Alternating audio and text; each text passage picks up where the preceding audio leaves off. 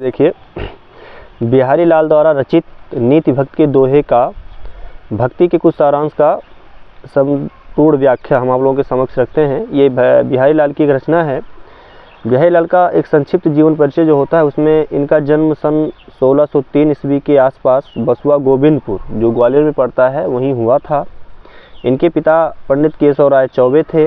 इनका मृत्यु जो है वो 1663 ईस्वी में हुआ था। इनकी दो रचनाएं हैं, बिहारी सतसई, बिहारी की सतसई की इनकी रचना है।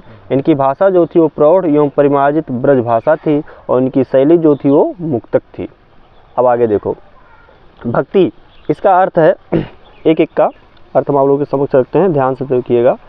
बहुत ही मोस्ट इम्पॉर्टेंट ये सब होते हैं, अक्सर एग्जाम में ट्रैक करते हैं, पढ़ते हैं।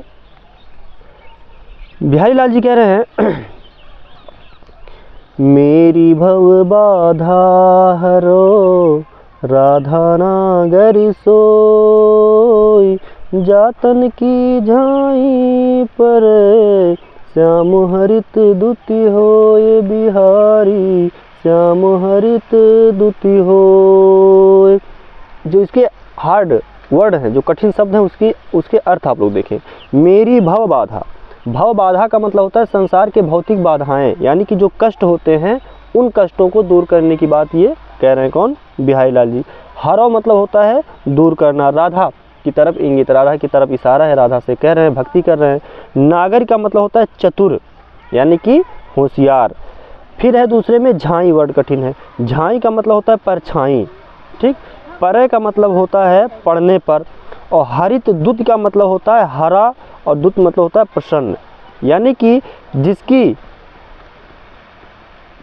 बिहारी लाल जी कह रहे हैं कि मेरी भव बाधा हरो, ऐ संसार के चतुर राधिका, मेरे तुम संसार की भौतिक बाधाओं को हर लो।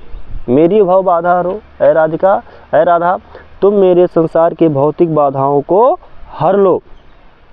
जा तन की झाई पर, जिसके तन की, जिसके शरीर की झलक मात्र पड़ने से श्याम हरित दुति हो। श्याम यानी कि श्री कृष्ण को परम आनंदित होता है, श्री कृष्ण परम आनंदित को प्राप्त हो जाते हैं, उनके मन में परम आनंद प्राप्त हो जाता है। ऐसी छवि वाले श्री कृष्ण मेरी तुम, ऐसी छवि वाले राधिका तुम मेरे संसार के भौतिक बाधाओं को हर लो। इसका प्रसंग होगा कि बिहारी ने इसमें सतसई की निर्विघ्न समाप्ति के लिए राधिका जी की स्तुति की, यानी कि वो अपने संसारिक भौतिक बाधाओं को दूर करने के लिए राधा की वंदना कर रहे हैं। बस आप इसमें इसका प्यार प्रसंग लिख देंगे। आगे देखिए, दूसरा बिहारी लाल जी कह रहे हैं, मोर मुकुट की चंद्र कनु यो राजत नद नंद, मनुष्य शेखर यकस की, किए शेखर सतचंद बिहारी, किए शेखर सतचंद। मोर मुकुट यानी कि जिसके सर पे मोर पंख का मुकुट है, ठीक, जिसके सर पे मोर पंख का मुकुट है। चंद्रकनु, चंद्रकनु मतलब चंद्रमा के समान, जिसके सर पे मोर पंख का मुकुट है, चंद्रमा के समान। यो राजत नदनंद, राजत मतलब होता है सुशोभित होना, शोभित होना, ठीक। नदनंद यानी कि नंद बाबा के नंदन। मनुष्य शेखर अकस, अकस का मतलब होता है ईर्ष्या बस, ठीक है, अकस का मतलब होता है ईर्ष्या बस। ये शेखर सतचंद, सतचंद मतलब होता है सैकड़ों चंद्रमा को। कह रहे बिहारी लाल जी, इसका संदर्भ तो एक पाठ का वही संदर्भ होगा जो आपने आप लोगों को बताया कि अगर इस पाठ का कोई भी पंक्ति आ जाता है तो इसमें आप संदर्भ लिखेंगे कि प्रस्तुत पंक्ति हमारी पाठ्य पुस्तक हिंदी काव्य खंड के भक्ति नामक शीर्षक से लिया गया है, जिसके रचयिता कवि और बिहारी लाल जी हैं।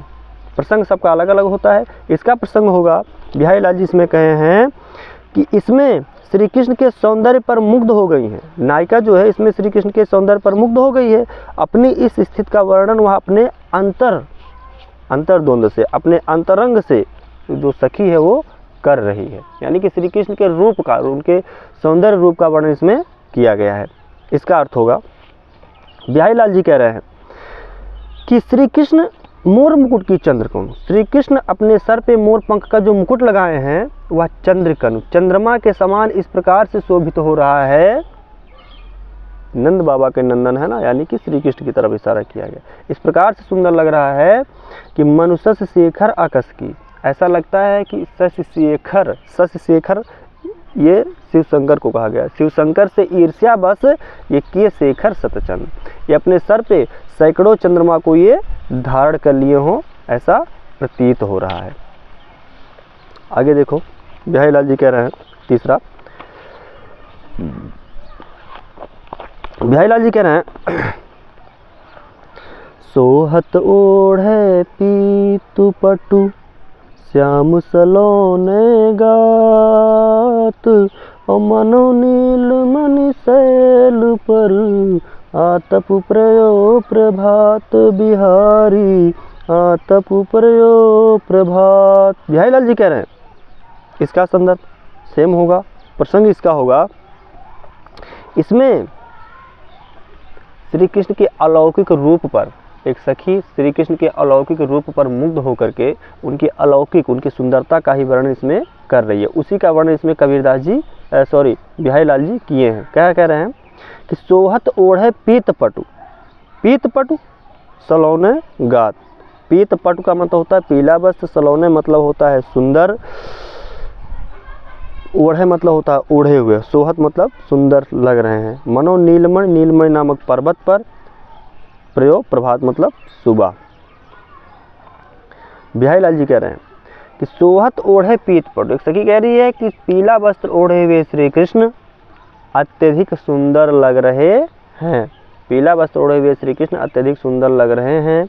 मनो नीलमणि शैल पर आतप प्रयोग प्रभात, ऐसा लगता है कि नीलमणि नामक पर्वत पे सुबह की पहली किरण जो पड़ती है उसकी सुंदरता छटा जितनी सुंदर होती है, उतना ही सुंदर श्री कृष्ण पीला वस्त्र ओढ़े हुए लग रहे हैं।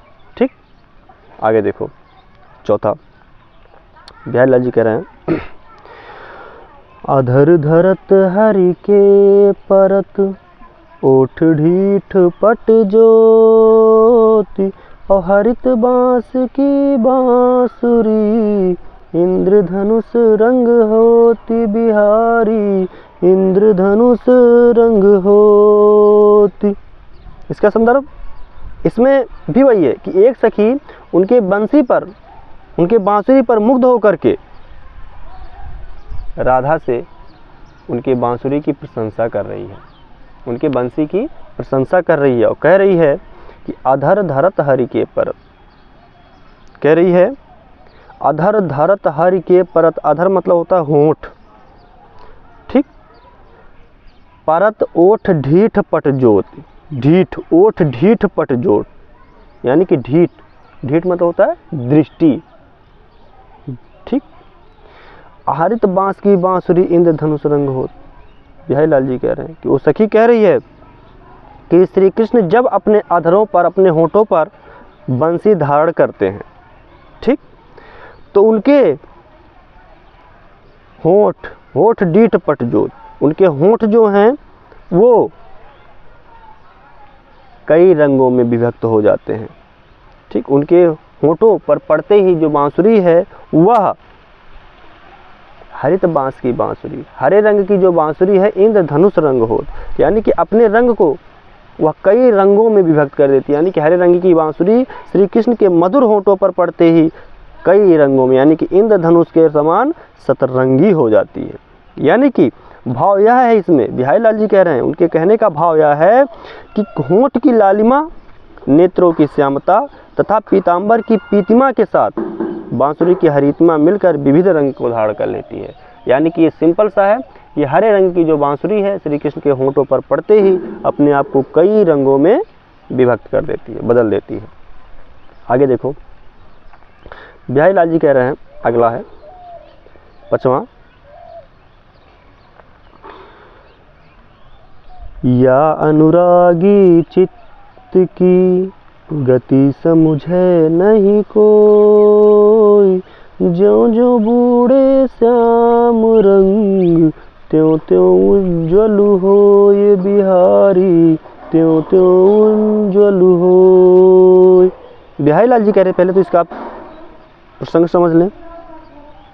इसमें बिहारी का मत है, यानी कि बिहारी लाल जी कह रहे हैं कि कृष्ण के प्रेम से मन की मिलनता एवं कलुषता दूर हो जाती है तथा हृदय स्वच्छ हो जाता है। बस सिंपल सा इसमें है कि यदि हमारा मन हमारी भक्ति कृष्ण से हो गई तो हमारे हृदय के पाप, संताप, मलिनता, दुख, क्लेश, कष्ट सब दूर हो जाते हैं। बस यही भाव है, इसमें प्रसंग है। व्याख्या इसका अर्थ होगा,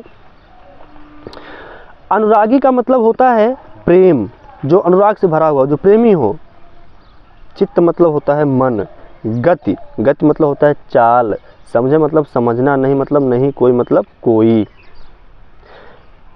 प्रेम की गति, प्रेमी की जो गति होती है, जो प्रेम करने वाले होते हैं, अनुराग से भरे हुए मन की, जिनके अंदर प्रेम भरा हुआ है, अथाह प्रेम भरा हुआ है किसी के प्रति, उसके मन की गति को कोई आज तक समझ नहीं पाया है। वही इसमें बिहारी लाल जी कह रहे हैं कि श्री कृष्ण के मन की गति को आज तक कोई समझ नहीं पाया है। और ज्यों ज्यों बूढ़े श्याम रंग त्यों त्यों उज्ज्वल हो। व्यक्ति जितना ही श्याम रंग कृष्ण की भक्ति में डूबता जाता है, बूढ़ता जाता है, त्यों त्यों उज्ज्वल है। उसका चित्त, उसका हृदय आगे चल के उतना ही निर्मल होता जाता है, स्वच्छ होता जाता है। उसकी कलुषता, उसकी मलिनता दूर हो जाती है। आगे बिहारी लाल जी कह रहे हैं, तौ लगुया मन सदन में हरियावे की बाट, बिकट जटे जो लागु निपट, खुटन कपट कपाट बिहारी, खुटन कपट कपाट। बिहारी लाल जी कह रहे हैं, तौ लगुया मन सदन में। सदन मतलब होता है भवन और मन मतलब मन। जिस प्रकार से एक घर के द्वार पर किवाड़ लगी रहे, दरवाजे पर किवाड़ लगी रहे, तो उसमें जब तक किवाड़ नहीं खुलेगी तब तक घर के अंदर कोई प्रवेश नहीं कर सकता। ठीक उसी प्रकार से यदि हमारे मन रूपी घर में मैं यानी कि अहंकार रूपी किवाड़ लगी रहेगी, घमंड रूपी किवाड़ लगी रहेगी, तो हरि का प्रवेश किस बाट यानी कि रास्ते से होगा। यानी कि हमारे अंदर तो हरि का निवास नहीं हो सकता, उनकी ज्ञान की प्राप्ति हमें नहीं हो सकती। और विकट जटे जो लागु निपट, जब तक ये विकट रूप से छल कपट की किवाड़, कपट कपाट, छल कपट की किवाड़ लगी है, इससे निपटारा आपको नहीं मिलेगा, तब तक आपको ईश्वर की प्राप्ति, हरि की प्राप्ति नहीं होगी। इसका प्रसंग सिंपल सा है कि इसमें बिहारी लाल जी कहते हैं कि कपट त्यागने पर ही हमारे मन से, जब आप अपने मन से कपट, छल कपट त्याग देंगे, तभी आपको ईश्वर की प्राप्ति होगी। आगे देखो बिहारी लाल जी कह रहे हैं, सतवां देखो बिहारी लाल जी कह रहे हैं, जगत जनायो जिहि सकलु, सो हरि जान्यो नाहि, ज्यों आँखिन सबु देखिए, आँखि न देखी जाहि बिहारी, आँखि न देखी जाहि। बिहारी लाल जी कह रहे हैं, इसका संदर्भ सेम होगा प्रसंग। इसमें बिहारी लाल जी भक्ति को प्रेरणा देते हैं। सिर्फ यही कहिए कि बिहारी लाल जी इसमें भक्ति की प्रेरणा दे रहे हैं कि तू सिर्फ और सिर्फ ईश्वर को जान ले, उनकी भक्ति को समझ ले, बस यही कह रहे हैं बिहारी लाल जी। कह रहे हैं कि जगत जनायो जिहि सकलु, सकलु मतलब समस्त, जना मतलब जनाया, जगत मतलब संसार, जिहि मतलब जिन्होंने, सो मतलब उसको, हरि मतलब भगवान, जानो मतलब जानना, नहीं मतलब नहीं, जिन्होंने हमें इस समस्त संसार को दिखाया, समस्त संसार का ज्ञान करा, समस्त संसार में दिखाया, सो हरि जाने होना है, उसी हरि को आज तक हम नहीं जान पाए हैं। और ज्यों आँखिन सब देखी आँखि न देखी जाए, जिन आँखों से इस समस्त संसार का भोग विलास हम करते हैं, उन्हीं आँखों से देख न जाए, उन्हीं आँखों से अपने उस परम पिता परमेश्वर ईश्वर को हम नहीं देख पाते हैं। क्यों? क्योंकि हमारे आँखों के सामने माया मोह, अंधकार के, माया मोह के पर्दे पड़े रहते हैं, इसलिए हमारी आँख नहीं खुलती है और वो ईश्वर को पहचान नहीं पाते। आगे देखिए बिहारी लाल जी कह रहे हैं, बहुत ही अच्छी बात कह रहे हैं बिहारी लाल जी, जपमाला छापा तिलक, शरण एको काम, और मन कांचे नाचे वृथा, साचे राचे राम बिहारी, साचे राचे राम। बिहारी लाल जी कह रहे हैं, संदर्भ सेम होगा। बिहारी लाल जिसमें कहते हैं कि भक्ति में बाह्य आडंबर का, ढोंग ढकोसलों का कोई भी स्थान नहीं होता है। इसमें मन का अनुराग ही पहली अनिवार्य आवश्यकता है, यानी कि आपका मन चित्त होना चाहिए, चित्त स्वच्छ होना चाहिए, निर्मल होना चाहिए। बिहारी लाल जी कह रहे हैं जप जाप करने से, माला फेरने से, चंदन का छापा तिलक लगाने से सरय न एको काम, आपका एक भी काम होने वाला नहीं है। उदाहरण स्वरूप आप अपने आगे थाली का भोजन की थाली लेके बैठ जाएं, जब तक आप कर्म नहीं करेंगे तब तक भोजन का एक टुकड़ा आपके मुख के अंदर नहीं जाएगा। ठीक उसी प्रकार से आपको सिर्फ माला जपने, चंदन का तिलक लगाने, अंग भस्म लगाने से आपके कर्म सही होने वाले, आपका जीवन सफल होने वाला नहीं है जब तक आप अपने कर्म नहीं करते। बिहारी लाल जी कह रहे हैं कि मन कांचे नाचे बिरथा सांचे राचे राम। जब तक आप अपने मन से कच्ची जो झूठ है, द्वेष है, कलश है, ये सब नहीं निकाल देते तब तक व्यर्थ ही आप नाचते रहेंगे। और जिस दिन तुम सच्चे मन से, सच्चे ईश्वर से लग गए, सच्चे मन से ईश्वर की प्राप्ति कर लिए, भगवान राम में, भगवान प्रभु में, भगवान ईश्वर में, भगवान में, कृष्ण में रम गए, उसी दिन तुम्हें ईश्वर की प्राप्ति हो गई, अर्थात उसी दिन तुम ईश्वर के शरण में चले जाओगे। ठीक, अब इसका जो नेक्स्ट पार्ट है यानी कि नीति, इनकी 2 रचनाएं हैं, नीति भक्ति के 2 है, भक्ति का हमने डाल दिया। अब इसकी जो नीति है वो नेक्स्ट वीडियो में, मैं अगले वीडियो में, अगले पार्ट में इसका संपूर्ण व्याख्या मैं डालूंगा। तब तक आप इसको देखें और पसंद आए तो लाइक करें, सब्सक्राइब करें। कोई समस्या हो तो आप कमेंट भी करें, उसको मैं और भी अच्छे तरीके से बेहतर बताने की कोशिश करूँगा।